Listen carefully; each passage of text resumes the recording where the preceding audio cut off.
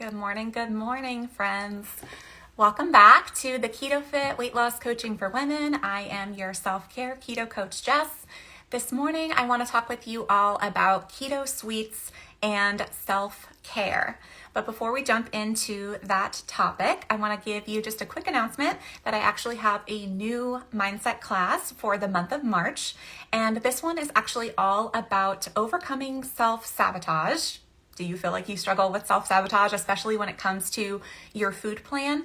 Well, the reason why we self-sabotage is actually because we can only exert our willpower for so long, and then eventually our behavior will automatically come back into line with our beliefs. And most of us, unless we've done a ton of inner work, and even then, we will all always have some limiting beliefs, some negative beliefs deep down in our subconscious that are holding us back from actually reaching our goals. And so the way that we can actually overcome self-sabotage is to rewire those beliefs. Our beliefs are the core of who we are, and out of our beliefs comes our thoughts and our feelings, which then comes our behavior, which then comes our results. So if you want different results, we can't just change our behavior. We actually have to get to the root of our beliefs. So if that's something that you're interested in learning a little bit more about, you can check out that mindset class at bit.ly/self-care keto class. I'm going to have the link to that later for this Instagram live in the description and also in the show notes for the self-care keto podcast. So it's just $33. I do a different mindset class every single month, and you can check that out again at bit.ly/self-care keto class. All right, without further ado, let's dig into the topic, which is to talk about keto sweets and self-care. So what are kind of the differences here? How do these gel together? So let's talk a little bit about keto sweets, in particular keto sweeteners. We're going to dig all into the different keto sweeteners that are available. I'll tell you the ones that I definitely think you should avoid. There's 2 of them. And then I'm also going to give you some of the pros and cons for the different keto sweeteners that are currently out on the market. So I'm not a scientist, I'm not a nutritionist, I'm not a dietitian. I am a certified life coach. I do have my nutrition training from the American Nutrition Association for ketogenic nutrition training. I just want to give you a little bit about my background, but more than anything, I've been eating keto for 8 years now, and I help all of my clients lose weight with a keto diet and a self-care mindset. So I'm pretty familiar with the different keto sweeteners, but mainly I'm going to be sharing with you my personal perspective. I'm going to tell you which ones I use, which ones I avoid, and why. So let's talk first about the goal of keto sweeteners. So from the keto sweeteners perspective, in other words, the marketing companies, their main goal is actually to keep these keto sweeteners at what they would label as 0 net carbs, right? Because they know that the goal of a keto dieter is to count their carbs. In particular, they're counting usually net carbs, which is total carbs minus any fiber that's found in the food, because fiber doesn't spike your blood sugar. And also then you're going to subtract any sugar alcohols, which we're going to talk about what those are. But the reason why you subtract fiber and sugar alcohols from the total carbohydrate content is because these things don't spike your blood sugar. And so they don't have an impact on your blood sugar. You can kind of just forget that they kind of exist from like a net carb perspective, if that's something that you're doing. So these marketers, they really want to be able to advertise that something is 0 net carbs or only 3 net carbs or whatever it might be. So that's kind of the goal of the keto sweeteners themselves, is basically be able to advertise as 0 net carbs, which kind of has the association of won't raise your blood sugar. But from a food stuff perspective or from a processed food perspective, that might not always be true. But that is kind of the goal, is basically not to raise your blood sugar. When you are following a keto diet, we're trying to keep your blood sugar stable. We're trying to keep your insulin stable, because when your blood sugar raises, your hormone insulin comes in to try to usher that out of your bloodstream, because it could be dangerous when it's in too high of amounts. And the carbs or the blood sugar raising is basically giving energy to your body. And so if you can't put it to use right away, insulin comes in and says, we're going to save this for later. We usher it into your fat fat storage. So insulin is a fat storing hormone. So what we want to do on a ketogenic diet or keto diet is we want to keep insulin very low and stable. We don't want to be storing more fat. We want to be burning more fat, right? And so we want to keep insulin stable, which means we want to keep your blood sugar stable. So all of these keto sweeteners are kind of making the promise of this isn't going to raise your blood sugar. So what's the difference here between the goal of the keto sweeteners and then the goal that I would say from a self-care perspective? I'm going to speak for myself. I'm going to speak for what I try to help my clients with. So from a self-care perspective, I approach keto sweets and keto sweeteners the same way that I would with any other food category. So for me, I want it to be, number one, providing some type of nutrition for my body. I want to be eating foods that are blessing my body, not harming my body in any type of way.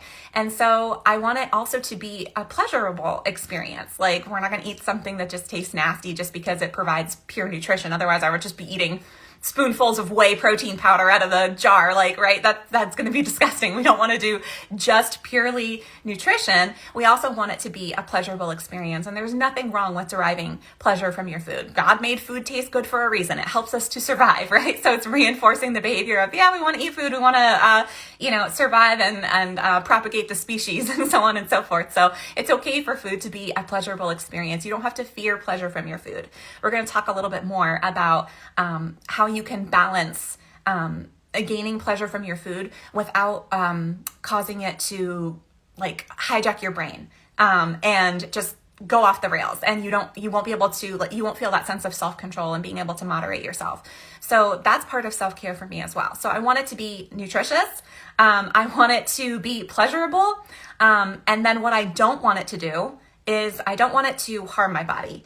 And that includes like upsetting my stomach. Like, I don't want to feel physically uncomfortable after eating some of these keto sweeteners, and that can really happen. So I'm gonna let you guys know why that happens and which ones are causing those types of things, and then kind of how I avoid that. So I don't want my belly to be upset. I don't want to raise my blood sugar. And then I also don't want to be triggered to overeat. So I'm going to explain to you guys a little bit about how some food combinations are exactly what trigger you to overeat. And there are ways to still have keto sweets in your life without those food combinations that are going to hijack your brain and basically trigger you and make you feel a little bit out of control. I don't know if anybody has had that experience eating some of these keto sweets. Like, you can't just eat one bar. You find yourself eating like 2 or 3. You can't just eat the 4th cup of ice cream. You find yourself eating the entire pint. You're not alone. And actually, it's been designed that way for a reason, and you're just human. Your brain is just responding in a very human way. And there's absolutely nothing wrong with you. So I'm the same exact way, guys, just so you know. Here I am. I'm a freaking keto coach, right? And I've been following this for 8 years, and there are food combinations that I avoid because I don't want to put my brain in that position. My brain is just a human brain. It's going to light up all of my reward receptors in my brain, and I'm just going to respond basically like the animal that we all are at some level. Like, the brain chemicals are just taking over, and it's going to compel you like, oh my God, this is amazing. Eat more, eat more, eat more. It doesn't mean that there's something wrong with you or that you lack self-control. So we're just going to design your environment to set you up for success instead of practicing all this self-judgment about why can't I just moderate like other people or whatever. Okay. So that's what self-care is really all about. Like, dismiss the judgment, just understand that you're a human, and your job is just to take care of yourself with what you know about yourself and what you've learned so far. There's no failing, only learning. So I've learned a lot that what works for me and what doesn't work for me, and I'm going to share that with you guys today. Okay, so let's get into the different types of keto sweeteners. I'm going to start with the 2 that I would really recommend that you avoid. I am not in the business of demonizing anything. I like to share with you guys why I have my opinions on certain things, but I always do like to encourage you guys to experiment as well with what might work for you. I feel pretty convinced about these 2 things, though, that they're not really something to experiment with. They're something that, just scientifically, it's horrible for you. Okay. So the first one is maltitol. So maltitol is basically the sweetener that you're going to see in pretty much any of your old favorite brands of sugary things, like candies, like Russell Stover. If you look at the sugar-free Russell Stovers, like, flip that over, look at the ingredients. maltitol, maltitol. This is the sugar alcohol that is used in those types of sugar-free candies. So if you're seeing something like sugar-free Twizzlers, sugar-free Russell Stovers, sugar-free Jelly Bellies, things like this that are in like the conventional candy aisle of like, you know, a Walgreens or a CVS or whatever, chances are that's going to have maltitol in it. And yes, it is a sugar alcohol. The main reason why I would tell you to avoid this is it is going to have like an instantaneous and pretty horrible laxative effect. I have made this mistake when I first started eating low carb or keto. There wasn't a lot of stuff out on the market like there is today. This was back in like 2013. So basically there was Atkins products, and then there were these like traditional sugar-free candies and stuff. So, you know, I used to like go to the movies and whatever, and I wanted some type of candy substitute. They didn't have all the great things that they have now. So yeah, I was picking up those things like sugar-free Twizzlers, sugar-free jelly beans, sugar-free Russell Stovers, and pretty quickly realized that you will wind up on the toilet. It is not worth it at all. So avoid maltitol. Those are not the only things that maltitol is in. Maltitol, you're still going to see it in things like Atkins products. You're going to see it in things like, recently I saw it in, it's not Crystal Light, it's like a Weiler's Light. It's like a sugar-free drink mix, and that uses maltitol in it sometimes. Carb Smart ice cream uses maltitol, things like this. So pretty strongly, I would recommend avoiding maltitol simply because you're going to be on the toilet. You are not going to be feeling very good. And also a lot of times the things that maltitol is found in, some of these conventional products, they're using also a lot of fake fibers and stuff, like trying to advertise zero net carbs or low in net carbs. And that stuff does raise your blood sugar. The best way to know is actually to test your own blood sugar. But I know a lot of people don't actually want to go out and buy like a blood sugar meter. So I'm just trying to give you some shortcuts. But overall, I really do think that if you can test your own blood sugar and run experiments, that's obviously the best thing that you could possibly do. I've learned so much about myself just from doing that. You can buy one online. They're in the diabetic section of like any pharmacy. You may even be able to ask your doctor for a prescription for one and get one for free, especially if you are diabetic or pre-diabetic or diabetes runs in your family. So there's different ways to get these things. But yeah, I would save you that shortcut and tell you pretty much avoid anything with maltitol. So that's the first thing I would avoid. There's one other that I would say definitely avoid this, and that is maltodextrin. So maltodextrin is not actually a sweetener itself, but it is found in a lot of keto sweeteners, particularly the big three that most people are aware of, that are the man-made keto sweeteners that have been around forever. So like aspartame, in other words, like the blue packets. So NutraSweet or Equal. Those are the packets that use aspartame. But of course, aspartame is found in lots of other things like diet sodas, sugar-free jellos, things like that. Saccharin, in other words, Sweet and Low, the pink packets. And then sucralose, in other words, Splenda or the yellow packets. So any kind of sweetener packets that you're going to see like at the restaurants.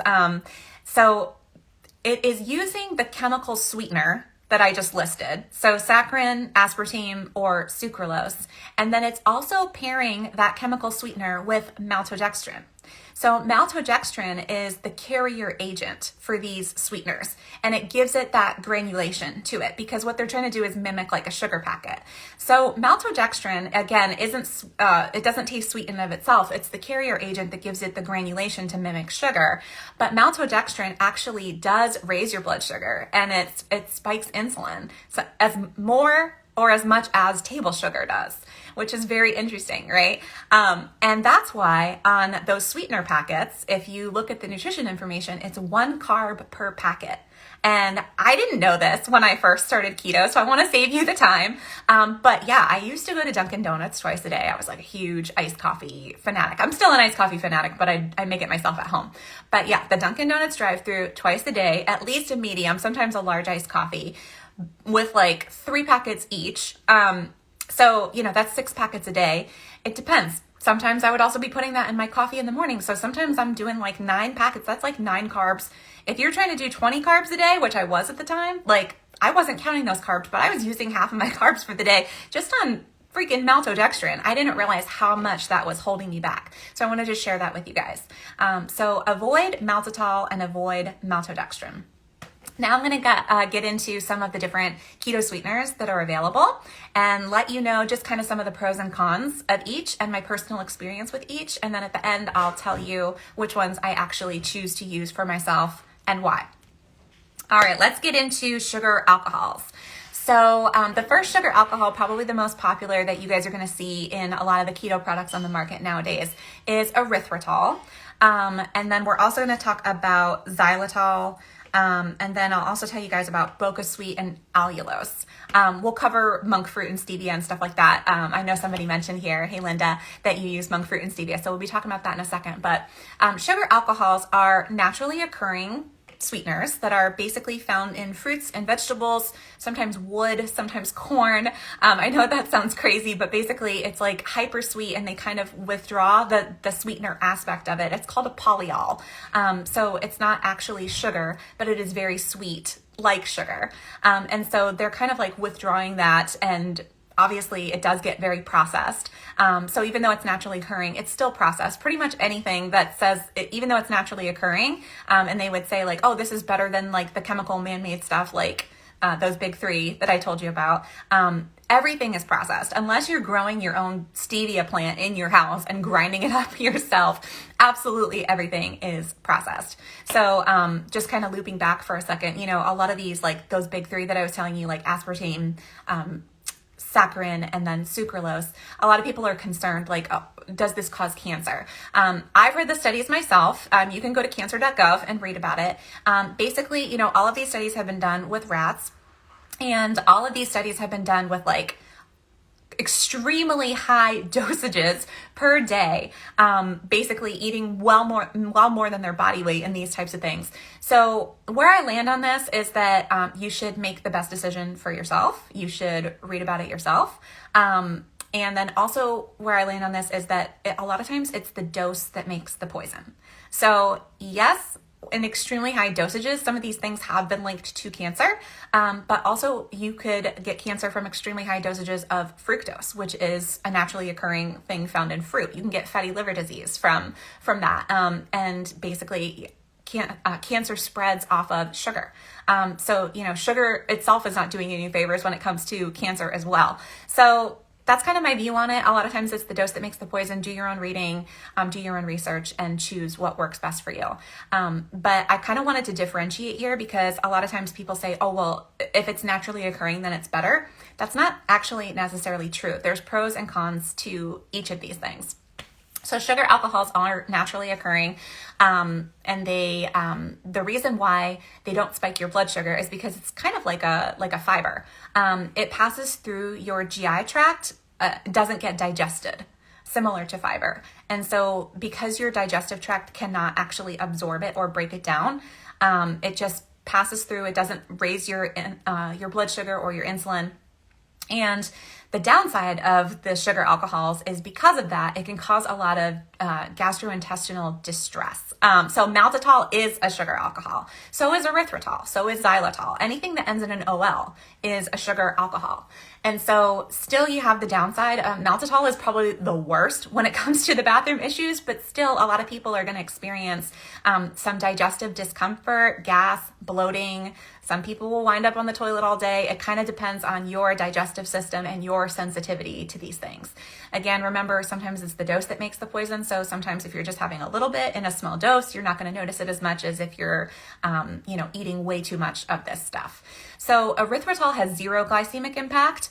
I would say kind of the downside to erythritol is that not everybody experiences this, but I definitely do. It has a cooling sensation. I don't know if you've experienced this. You're tuning in right now. Drop me a heart if you've noticed this. But especially with like keto baking, I'm making like peanut butter cookies, right? And so it's just like peanut butter and erythritol, right? And then you're eating it and it's like, the back of my throat is cold. It's so weird. So you might not notice it in something like ice cream or pudding or something like that that's already cold. But if you're using it in a keto baked good that's not meant to be consumed cold, it can feel very weird for that cooling sensation to take place in the back of your throat. So erythritol, personally for me, it upsets my stomach. It gives me that cooling sensation. For those reasons, I don't really love it. But the next sugar alcohol is xylitol. So this one has a very slight glycemic impact and it has a little bit of carbs compared to erythritol, but I noticed that it doesn't have the cooling sensation for me. One thing to watch out for here is still it can cause stomach distress, and it is poisonous to dogs. So if you have dogs in the house, make sure that you're not letting them get anywhere near anything that you made using xylitol. Xylitol is found in sugar-free gums. It does have some health benefits, like it does help your teeth and things like that. So personally, if I were going to bake with something that needed bulk, because some recipes just need that. I'm not a keto baker. If you are a keto baker and you want to read about which sweeteners are good for creating which textures and things like that, please go Google that. That's not what I'm here to talk about today. But the point is that some recipes actually need bulk. You can't just use a liquid sweetener. So if I needed something that was going to use bulk, I would use xylitol. Boca sweet and allulose. So these are not sugar alcohols, but they function very similarly. They are derived from naturally occurring sweeteners. So it kind of is a form of a sugar, like a monosaccharide, but your body doesn't respond to it in the same way as sugar, basically for the same reason. Your GI system cannot actually digest it, and so it passes through and just gets excreted out of your body. Same thing. It's not going to impact your blood sugar, but it is going to impact your GI tract. So you're probably not going to be feeling too good in your belly if you use large doses of these things. And then stevia and monk fruit. So again, these are naturally occurring. They are like thousands of times sweeter than sugar. There's really no bulk to them, so you're not going to find just a pure granulated stevia or just a pure granulated monk fruit. A lot of times it's mixed with erythritol, so that's something to pay attention to as well. If you're trying to avoid erythritol and then you're buying something and it says granulated monk fruit sweetener, turn it over, look at the back. I can almost guarantee you it's mixed with erythritol, because these things just don't have any natural bulk to them because they're so highly concentrated. It's going to be like if you were to buy pure stevia powder, it probably makes like a tiny bag. You're going to use like a speck of it, honestly, to sweeten something, because it's just thousands of times sweeter than sugar. So it's highly concentrated, no bulk, and then a lot of times there is an aftertaste. That would be my only beef with these things. I've tried them. I just really don't like the aftertaste of stevia and monk fruit personally. It kind of depends on what it's in. Like my favorite electrolyte packets, Element, they use stevia, and I can have it in there. Or sometimes a protein powder might use stevia and I can have it fine in there. But personally, like if I was going to put it in my coffee, I wouldn't like the aftertaste of that. So that's just personally me, but I think these are good things to use. If you're going to use something, I think stevia and monk fruit are great choices. I also think that erythritol can be a great choice, as long as you're not noticing a ton of, or xylitol, as long as you're not noticing a ton of GI distress and you don't mind that cooling sensation or whatever it might be. In a couple of minutes, I'm going to talk about food combinations and this idea of like it hijacking your brain. But for now, just strictly speaking about the keto sweeteners themselves, that's kind of the pros and cons and letting you know what they are, how it gets impacted in your body.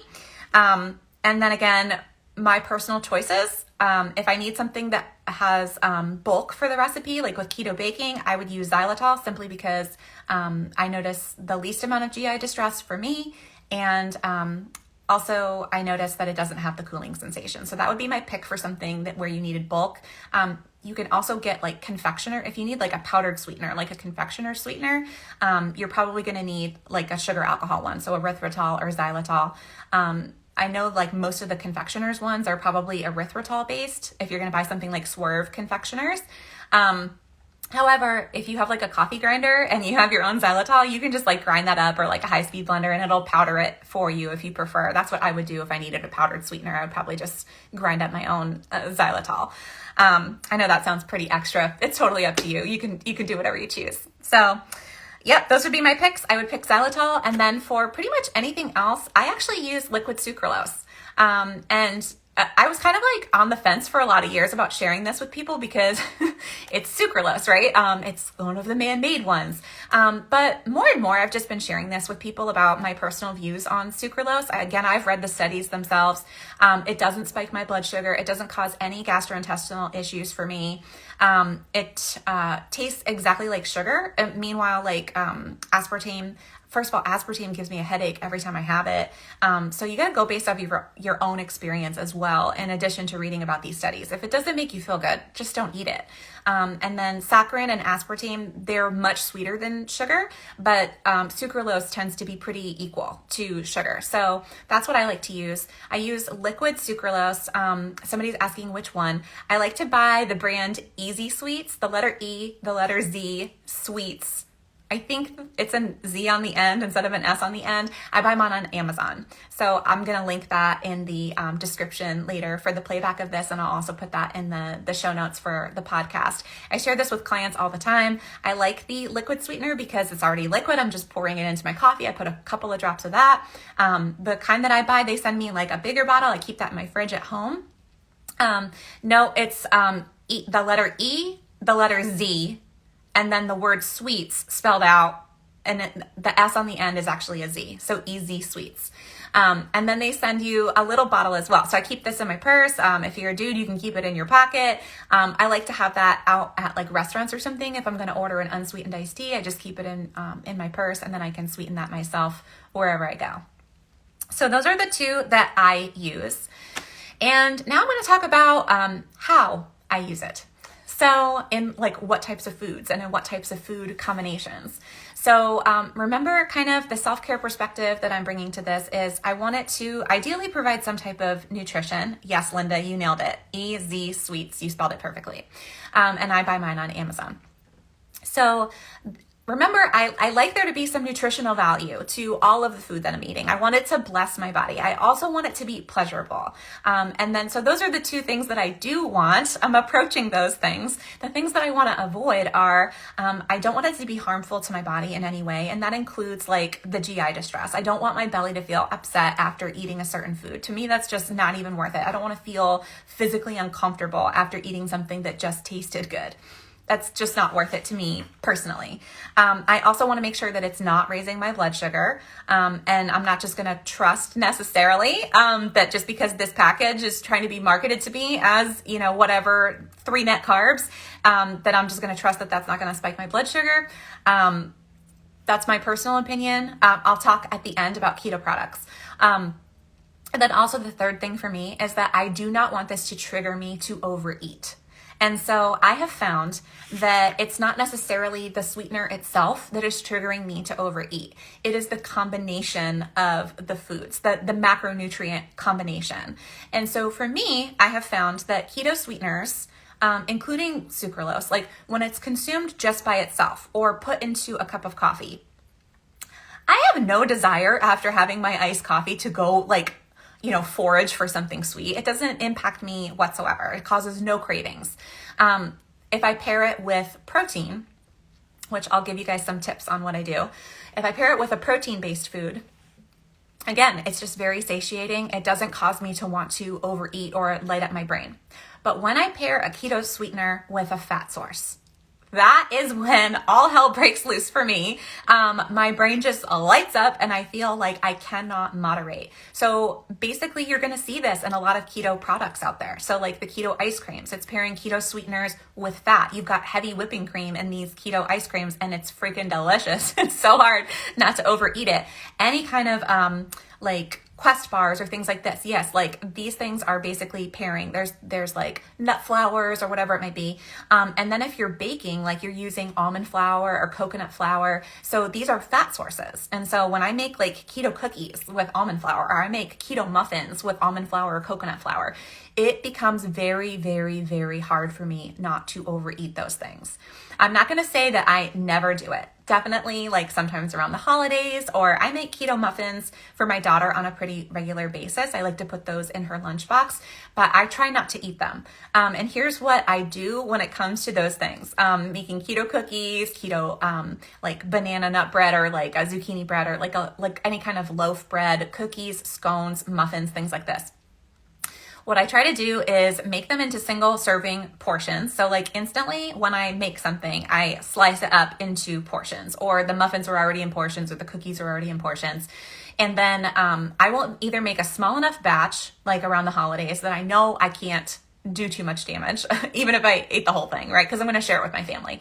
I don't want there to be a ton of leftovers sitting around. Or if I do want there to be leftovers sitting around, like for my daughter's muffins for her lunchbox, I will instantly put them into Ziploc bags and I will freeze them into single serving portions. I'll put a couple in the fridge, like whatever I need for my daughter for that week. Basically, for me, mentally, once it's earmarked for her, like I am not going to go in there and like dig out these like Ziploc bags of something. I don't know what it is. It's psychological, right? So like these are for her. They're not for me. I don't want to like take something away from her for her little lunchbox. These are the ones that are sitting in the fridge. And then the rest of them are all like in the freezer. So I'll do the same thing, like keto brownies, anything like that. Cut it up into single serve portions. Serve your family that night, like if it's on a Friday night, and then instantly put it into Ziploc bags, earmark it for whatever, if it's for one of your kids, for their lunchbox or whatever, put the rest in the freezer. So that's kind of how I deal with like the keto baking when it comes to like combinations of keto sweets with a fat, like the almond flour, the coconut flour, the baking, the nut butters, things like that. That's how I deal with it because again, I'm just human, just like you. It lights up my brain. Like I will eat the whole freaking batch. And I will be sitting there and I will be like, oh my God, why, what did I do? Why did I do this? You know, the guilt and the shame cycle starts to kick in. I've made so much progress when it comes to all that stuff. Like honestly, I don't let that drama last me more than a couple of minutes anymore. But it still offers it to my brain, you know, and I'm like, okay, thank you, brain. Guilt is just your brain trying to help you regain control from feeling that sense of a loss of control. It's okay. You can thank your brain. Thank you, brain. I see what you're trying to do here. You're trying to help me regain control. But I can regain control by making a plan for the next day. Actually allow that to drive you to take action, to write in your journal about what you learned. Like, hey, I learned that I can't just leave those sitting out on my counter. I need to do something with them. I need to make a smaller batch. I need to freeze them, whatever it is. Like use that to help you glean lessons from it and to take action differently instead of just going into the shame spiral. But really those initial feelings of guilt is like your brain's just saying like, hey, you can do better than this. And that's where we need to like just say, yeah, you're right. I can do better than this. Thank you, brain, for trying to help me. But if you don't stop there and try to convert that into some lessons or some action, then it's just going to spiral down into the shame cycle. Then you're going to be trying to self-soothe the shame by eating more. I know you've all been there. I have been there too. But all that to say, you know, it's okay that your brain initially offers you those feelings of guilt. It doesn't mean that you're a horrible person or that you haven't done enough inner work. My brain still offers that to me too. I just have learned how to respond more quickly to be productive with those thoughts that my brain offers to me. So again, that's kind of like the major thing that I've learned here is like pairing keto sweeteners with a fat source. It's gonna be so hard for me. It's gonna trigger me. I'm not gonna be able to moderate it, or it's gonna be very difficult for me to moderate it. So that's usually what I avoid when it comes to keto sweets. Now, I will eat a keto sweetener on its own or like in coffee or tea, no problems whatsoever.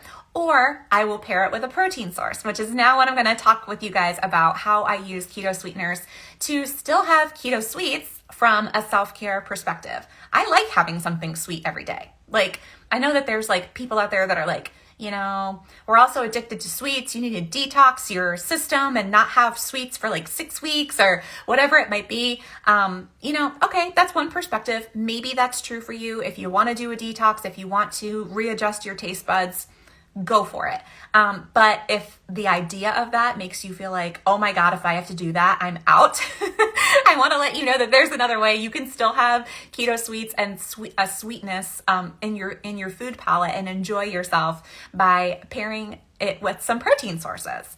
So I'm also going to link, and there's a podcast episode that you can go back and check out. It's called 10 Self-Care Keto Desserts. It's also in my IGTVs if you want to look on my profile to go back and find those. But I'll link that in the show notes as well and in the IGTV description so that you can go back. But I actually list out 10 different desserts that I actually enjoy myself and recommend to my clients. They're real food. That's the most important thing. It has nutritional value to it. It's portion controlled. And also, what is the third option there? Easy. Oh, that's what it is. They're so easy to make. Like, honestly, you can make it in like probably 5 minutes or less. So that's very important to me, that it has to be quick, because you know what else is quick? Like your kid's cupcake that's sitting in the cabinet, right? So like, you want it to be something that's just as easy for you to make, because your brain's always going to say, just do the easiest thing, right? So they're easy things that you can make in like 5 minutes or less, so that, you know, you don't have to spend an hour baking these things, but they're sweet things that you can enjoy, that are going to bless your body, portion controlled so that you don't overdo it. And it's just easy. So, all right. So, but I'm going to tell you some of the ways that I use keto sweeteners on a regular basis. So the first thing is I do put it in my coffee and my tea. I use that Easy Sweets liquid sweetener. I also put some of that liquid sweetener in my yogurt. I like to use Too Good yogurt, TWO, good. It is a non-fat Greek yogurt, and they have all different flavors. Hopefully it's sold at your grocery store, but you can also just buy like your own non-fat plain Greek yogurt, and you can flavor it with like fruits and extracts and things like that if you want to, but hopefully you'll be able to find that brand. It's only 3 carbs total, and it's 2 grams of sugar. That's why it's called Too Good. I really like this. I have this every day, and that's usually like my sweet dessert that I'll have after dinner. And sometimes I even have 2 cups of it, and I don't feel bad about that at all. It's a great protein source. There's not a lot of fat in it. So remember, the combination of sweet and fat, that's kind of what triggers me to have more. And it's got like 12 grams of protein in it. So I also like to put like toppings on it. In addition to putting a couple of drops of the keto sweetener that I use, I like to top it with like some fresh berries, or some flax meal is usually like a go-to for me, the good fiber source. And that kind of gives it like a little bit of a crust type of feeling, like almost like you're having like a parfait, or it's a good substitute for granola, basically. Gives like that good mouth feel. So that's something that I really enjoy having it with. Making mug cakes, keto mug cakes. So if you Google keto mug cakes, usually the base of it, the flour substitute for like baking something like that is going to be like an almond flour or coconut flour. But I actually like to use protein powder as the flour substitute. So I don't know if you knew you could do this, but you totally can. So if you have a good low carb protein powder, I like to use Orgain Keto. It's a collagen protein powder. It comes in chocolate and vanilla. That's my favorite. If you want to order from Orgain.com, you can use my checkout code, TheKetoFit, to get 30% off. But also, I'm sure you've seen it around. Orgain is sold in like grocery stores, in Target, and Walmart. It's on Amazon, stuff like that. So that's kind of my favorite brand for making keto mug cakes. So you're going to crack 1 egg into the bottom of a coffee mug. You're going to put 1 scoop of keto protein powder, about like 1/8 of a teaspoon of baking powder. This is going to be enough to like make it rise in the microwave, and then like a splash of almond milk, just enough to get it, like you want it to be kind of like a muffin batter consistency or like a brownie batter consistency. Just stir all that up with a spoon, pop it in the microwave. I'd start with 1 minute, especially if you like kind of like a gooey center. I do for the chocolate usually, maybe not for the vanilla. I'm weird, but yeah, so start with 1 minute and then see how you like it, like kind of put a spoon in it and see if you like that consistency. You could put it in for another 30 seconds if you feel like it's too gooey. But yeah, honestly, it's so fast. It's so easy. You turn that out on a plate, or you can eat it right out of the mug. You can top that with some berries. You can put different extracts in that. So sometimes I like to put like a peppermint extract with the chocolate flavor, or I'll do like an almond extract. I also really like PB2 powder. It's like a kind of like a desiccated peanut butter. It's way less fat. So you can still get that peanut butter flavor without hijacking your brain with the combination of the sweet and the fat. Nut butter, oh my gosh, I don't know about you. I have found myself having eaten a half a jar of nut butter way too many times, more than I'm proud of. So PB2 powder is really good to have on hand because it can give you that kind of chocolate peanut butter flavor without hijacking your brain with all of that fat. It's low carb too. Don't be afraid. The label will say the 3 ingredients. It's clean. It's peanuts, salt, and sugar. So I know a lot of times with keto, we're like, sugar, oh no, but like, it's just a little bit of sugar. And honestly, compared to, remember, it's the dose that makes the poison. Having a little bit of that compared to some of these keto products that have like 15 grams of sugar alcohol, like 20 grams of fake fiber and yada, yada, I think this is a much better choice. So keto mug cakes, Sometimes I like to do a vanilla version, and again, I'll put like a couple blueberries in there. It tastes like a blueberry muffin, delicious. I like to put pumpkin spice powder in there sometimes, or cinnamon powder, and it kind of like takes on like a churro or like almost like a pumpkin muffin type of substitute. So you can even put a little bit of canned unsweetened pumpkin in there if you'd like to. That's low in carbs and it's great nutritional value. So there's lots of fun ways to kind of customize your keto mud cakes. If you use a protein powder, again, it's going to be very satiating, and I find that it really doesn't hijack my brain as much as using something like almond flour would as a base. Plus, a lot of us are not getting enough protein, and it's such a good way to try to help get your protein needs met for the day. Protein actually not only is the most satisfying, so overall you're going to feel full and you're not going to eat as much throughout the day. You need those amino acids for like all of the cellular processes in your body. And then also protein has the highest thermic effect of food. So what that means is that the energy that your body has to expend to break down the protein is like 25% of the calories from it. So instead of having 100 calories of protein, it's really like you're only holding on to 75 calories of protein. So I'm getting a question about, are Premier shakes okay? This is something that I see so many of my clients starting out with protein shakes. No, I would not recommend Premier protein shakes, or really any bottled protein shakes that are on the market right now. I would not recommend. Go look at the sweeteners in there. It probably might have maltodextrin. It might have maltitol. Even if it doesn't, there are a lot of other inflammatory ingredients.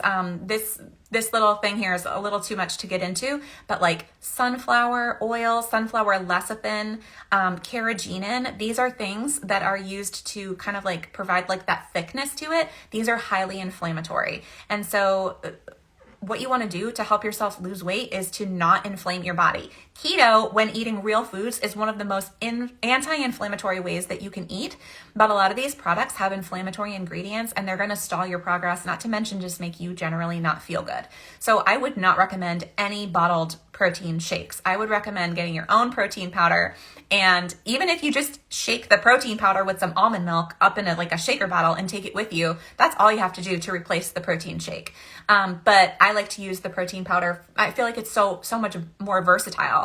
You can use it in so many things. So you can make like protein ice cream and protein smoothies I'm about to tell you about. You can make protein chia pudding I'm about to tell you about. You can make protein mud cakes. And then you can also just make protein shakes. So I think it's worth spending your money on something that can be used for so many more versatile options. And then also it's actually blessing your body. Also the type of protein that's used in these are usually plant-based proteins. It's not going to be something that your body is going to be able to as easily absorb as something like, I would recommend a whey protein powder, whey protein isolate, or an egg white protein powder, or a collagen protein powder. So these are all animal-based. Yeah, Orgain Keto is a better choice for sure. Okay, so I've told you about how I put it in my coffee and my tea. I put it in my yogurt. I make mug cakes with protein powder. I also want to tell you about protein ice cream or smoothies. So really the only difference here is kind of the thickness of it. Protein smoothies you can drink them. Protein ice cream, like it's going to be so thick that you're going to have to eat it with a spoon, kind of like soft serve ice cream. So personally, I like the protein ice cream. It's so fast. It's so easy. It's a much better choice than having something that's an ice cream out on the market right now, like Rebel or Keto Enlightened, or some of the other brands I'm sure will come back to my mind in a few minutes here. I'm escaping the other one. But wouldn't you rather eat something that actually has protein in it and is not going to hijack your brain than just having something that happens to be sold in a pint for $5? I mean, I would totally choose something that is going to make me feel good. I feel like it's a much better choice for me health-wise, and it's cheaper, quite honestly. The only thing that you really need then is to have like a high-powered blender for something like this. So yeah, that's probably going to be an investment. I have a Vitamix. You can use like a Ninja. Even honestly, I mean, I've seen like these like single serve blenders. I think they make like Ninja, but like Oster, like any of them that are just like it's basically like you flip it upside down and it's the cup that you're going to drink it in. I think these things are like $50. So you don't need to buy a Vitamix for like $200. If you want to use it because it can be used for other things, like totally go for it. Or if you're going to be making it for your entire family, you might want to invest in something like a Vitamix or like a keto, or not a keto ice cream maker, just an ice cream maker to make your own, stuff like that. You can do that. But honestly, if you just buy one of the cheaper ones that's like, 30 to $50, as long as it's a high speed blender, you're going to be able to make keto ice cream, no problem. So what you're going to do for keto smoothies or keto ice cream, hold on, I'm getting a question here. Which sugar substitute is better of all? Sucralose, monk fruit, sugar, stevia. Okay, I really don't think that there's like an answer that's just objective, like this one's the best. Sucralose, monk fruit, or stevia, for all of those, you're not going to get bulk. So that's going to be an issue if it's like keto baking. So that's the only downside to all three of those. Sucralose is about as sweet as sugar. And it is kind of like the man-made version of it. Monk fruit and stevia are quote unquote more naturally occurring. But remember what I said before about how pretty much everything is processed anyway. But they're thousands of times sweeter than sugar. And monk fruit and stevia sometimes have a little bit more of an aftertaste than some people like. Meanwhile, sucralose tastes more similar to sugar. So I don't really think there's an answer for better from like a health perspective out of these three. Personally, that's my opinion. And I would choose sucralose if it were me out of all those, simply because I don't like the aftertaste of monk fruit or stevia. Okay, so getting back into the protein ice cream or smoothies. So basically you're going to need a liquid base. So I like to choose unsweetened almond milk for mine, but you can also choose like unsweetened coconut milk, unsweetened cashew milk. Those are going to be like the ones out of the cartons for the coconut milk, not out of a can. So again, remember what I'm trying to do is I'm trying to pair a keto sweetener with protein and avoid a lot of fat. It's not because fat is bad for you on keto, but I want you getting your fat sources from something that's like not going to light your brain on fire, and in like pairing sweets with fat is basically what makes it really, really hard to moderate. I would prefer to get my fat sources from like the oils or the butter that I'm cooking with, or avocado or olives or things like that. Those things don't make me want to overeat them. You know what I mean? I do stay away from nuts and nut butters because I find those things, even just eaten plain by themselves, are really hard for me to moderate. So fats are good for you on keto. But if you overeat fats, you're not going to lose weight. And so that's kind of the fine balance there, is we don't want to be afraid of fat. I want to use fat like a condiment, right? I want it to make my food taste good. But I don't want to be eating fat as my main fuel for the day. I want to be getting the main bulk of my fuel from protein.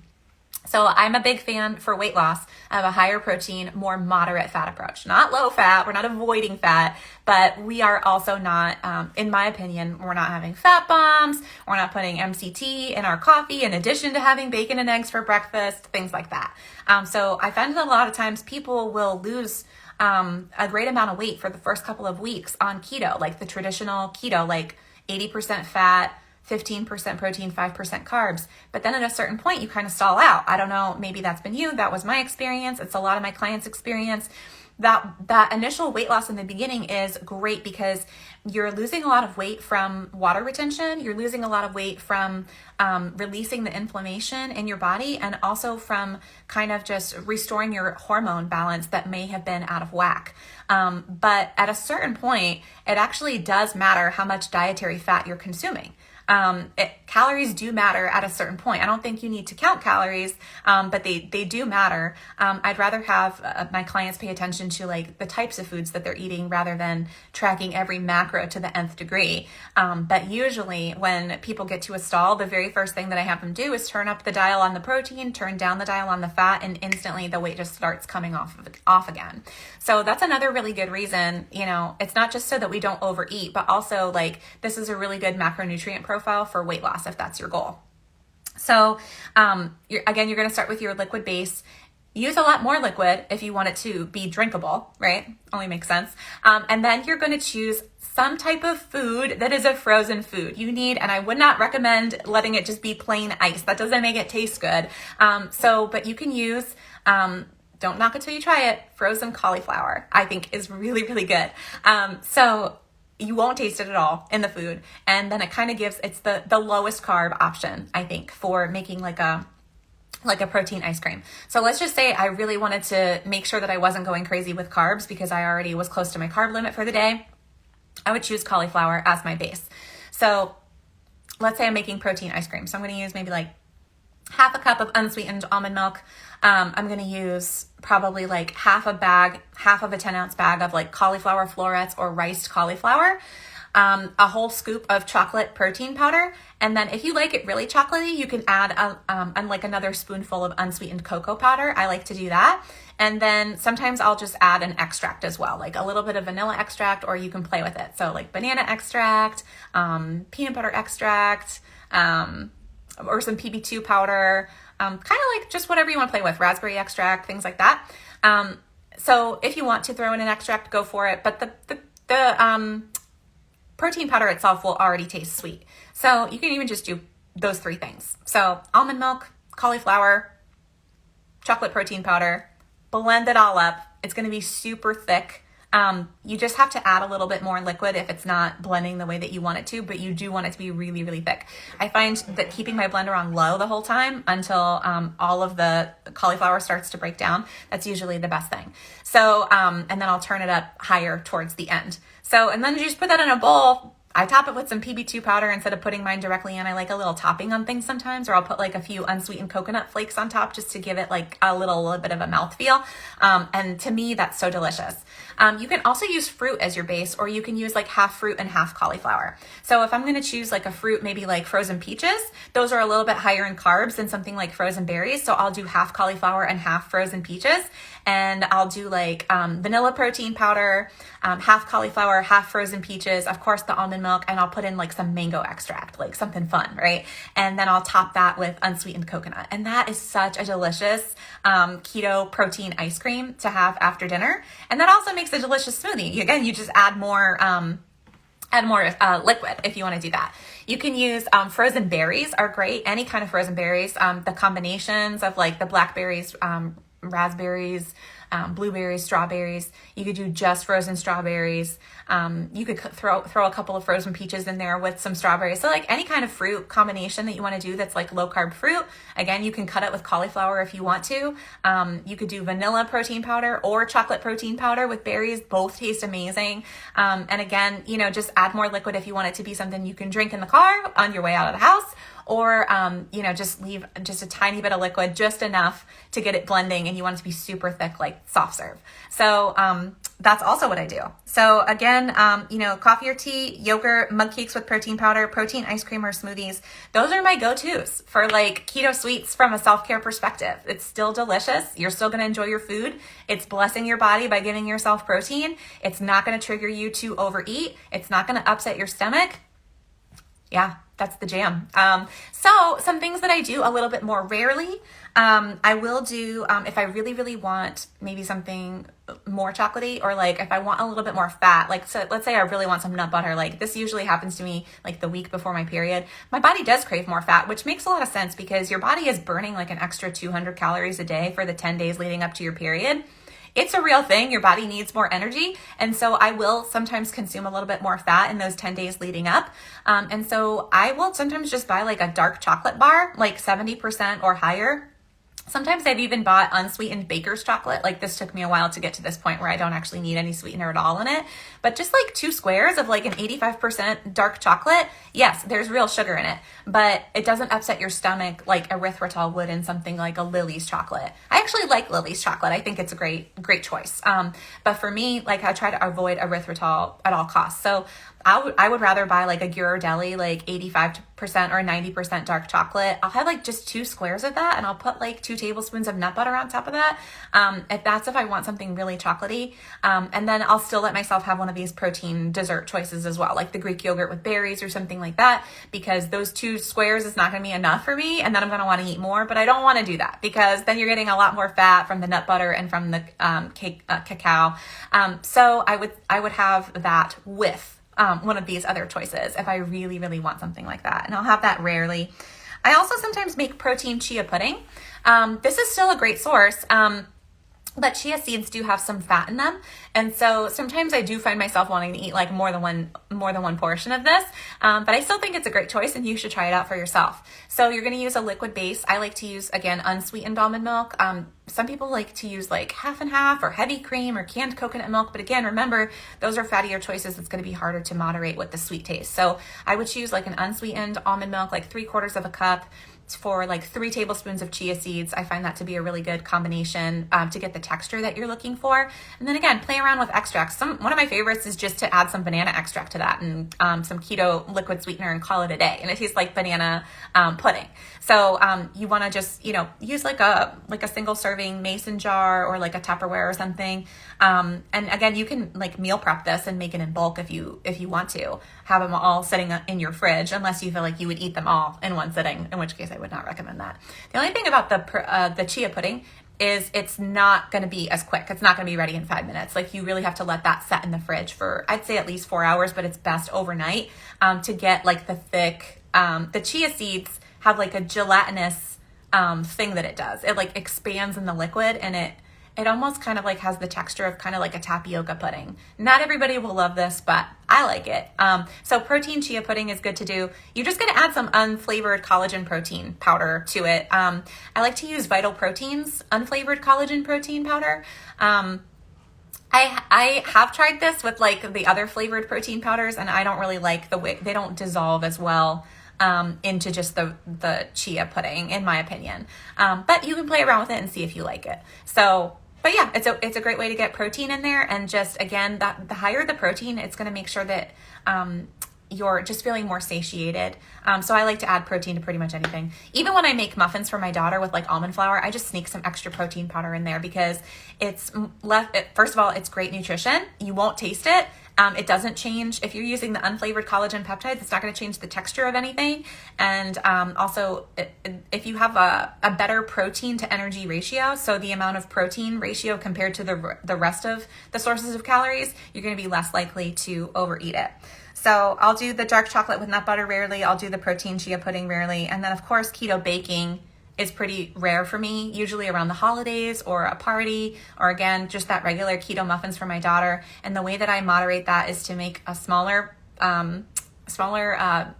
recipe size so that I don't have leftovers. Or if I do have leftovers, immediately cut them all up into single serving portions, put them in those Ziplocs, and then freeze them that way so that I don't give myself the option of overeating. All right, the last thing that I want to chat about here is keto products. So it's actually awesome that we actually have so many more choices nowadays. Again, I started in 2013. It was just Atkins products on the market. Like, literally, that's it. Now we have so many choices available to us in terms of keto substitutes, keto products. There's like keto crackers out there, keto tortilla chips, like protein tortilla chips. I like those. I like the Quest protein tortilla chips as a great substitute, or like some almond flour crackers so that you don't have to make them yourself. But let's focus on the keto sweets that are on the market right now. So you're going to see things like Quest bars. You're going to see things like high key cookies, high key brownies. Let's see. I have a question coming in. I've been on keto for 2.5 months. I've only lost 3 pounds. I bought a blood tester. I'm 0.4. Is that an okay level? Why would I not be losing weight? It's very frustrating. Okay, Linda, to answer your question, the 0.4 for blood ketone levels, it kind of depends. Nutritional ketosis starts at 0.5. So anywhere between 0.5 to 3 for blood ketone levels is optimal for somebody that's just starting out on keto. Over time, your body becomes more efficient at using ketones as a fuel source. So you're going to see maybe a lower, like 0.4, I would consider to be like very light, mild ketosis. For somebody like me that's been in ketosis for 8 years, I wouldn't see an issue with that. But for somebody that's just starting out on keto, I would probably think that like 0.5 or higher would be a lot more ideal in terms of getting all of the benefits of ketosis, like the appetite suppression, greater levels of energy, more mental clarity, things like that. You do not have to be in ketosis to lose weight. Some people are like, what? It's true. You don't have to be in ketosis to lose weight. And just because you are in ketosis does not mean you are going to lose weight. It's true. So ketosis just means that your body has switched from using glucose as your primary fuel source or carbs as your primary fuel source to using fat as your primary fuel source. So when your body is breaking down fat, either stored fat or fat from food, dietary fat, breaking down fat, the byproduct is called ketones, and those are an energy source for your body. And when your body is using that as your primary source of energy, ketones, you're going to see your blood levels elevated. You'll also can see it on a urine strip. You can also see it with a breathalyzer tester, so a breath tester. So you can be in ketosis and you can be maintaining your weight because you're eating enough calories to maintain your weight. You can also be gaining weight because you're eating a surplus of calories, even though you're in ketosis. So this is something that I think a lot of people get tripped up on. Like, I don't get it. I'm in ketosis. Why am I not losing weight anymore? I would say track your food is the very first thing, because what gets measured gets managed. And a lot of times we are eating more calories than what we really need. A lot of times we're not consuming enough protein and consuming too much fat. So those are the two things that I would recommend. First, start tracking your food. Make sure that you are not overeating on calories, and then make sure that you're getting enough protein and paying attention that you're not going over in fat each day. I'll also link in the caption here later and then in the show notes how to set up your macros using Carb Manager. That's one of my favorite apps to use, and I'll help you to prioritize protein. Linda, you can also DM me if you need any help with that. So yeah, a lot of times people lose weight in the beginning, but then they're stalling out even though they're in ketosis, and it can feel really frustrating. But that's that thing again where like calories count, but you don't have to count them. I'd rather you just pay attention to where your energy sources are coming from. So more protein, a little bit less fat. That's probably going to help you release that stall and start shedding some weight again. So back to these keto products, Rebel ice cream, enlightened ice cream, all of these things. So these can be really helpful transition tools. I like to call these things keto crutches, with no harm, no foul. Like it's not a criticism. My daughter actually just sprained her ankle last week. She's 5. It was so sad. You know what they gave her? They gave her a little walker. Like I was like, oh my God. But like a lot of times you need a transition tool. She was not as strong as she needed to be to walk on both feet. So here she is using this transition tool of a walker or a crutch, right? Until you gain the strength that you need to not be so reliant upon that transition tool, right? And so a lot of times it is difficult in the beginning as you're trying to detox from like actual sugar, right? And so you're not as strong yet as you will be in just a few weeks of getting yourself adapted to being sugar-free. You're going to go through that transition process. Your body's going to become what we would call fat adapted after probably around like 4 to 6 weeks. This just means that your body is like, oh, okay, this is our new normal. Now we're like using fat for fuel for the indefinite future. It just takes your body a little bit of time to adapt, and those psychological cravings start to go away too after probably about 2 to 4 weeks. So even though physical cravings might go away after 2 weeks, still like there's like a sensitive period for maybe like for some people 6 or 8 weeks. Like you see a commercial come on for Sonic ice cream sundae and you're like, oh my God, I need an ice cream substitute right now. And it's good to have something like that in your house for those moments. Or like, your husband makes a plate of nachos after dinner and you're like, oh my God, like what am I going to do? I don't want to do this. So it's good to have like those Quest protein chips in the house where you can have something. Over time, you will get to the point where somebody will be eating something right in front of your face and it literally will not faze you. I know that feels so hard to believe if you're like not in that place right now, but I promise you it's true. So again, I think these can be really, really helpful transition tools instead of like eating the quote unquote real thing. I'd rather have you eat the Quest protein chips, or even like a plate of pork rinds and go a little bit over on your fat for sure, rather than eat like the real tortilla chips. I'd rather have you eat the Atkins M&Ms that do have the maltitol in them than have you eat the real M&Ms. You know what I mean? So it's still a step up from the standard American diet, but overall, you're probably going to notice you're not even going to need these products as much as you think you do over time. Eating these products, they can raise your blood sugar. Again, if you have a blood glucose meter, it's really helpful to do. And it's not necessarily the keto sweetener that's raising your blood sugar.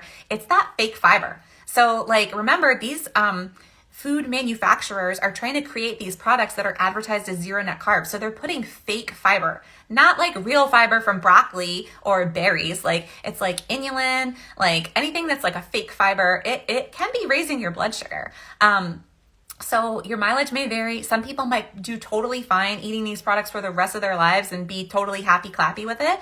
But other people, I find all the time that these products are causing people to stall out. And so some of the very first things that I do with my clients is like, get rid of those Premier Protein shakes. Get rid of those Atkins shakes. Stop eating a Quest bar every day for breakfast. Like, we gotta like start prioritizing real food.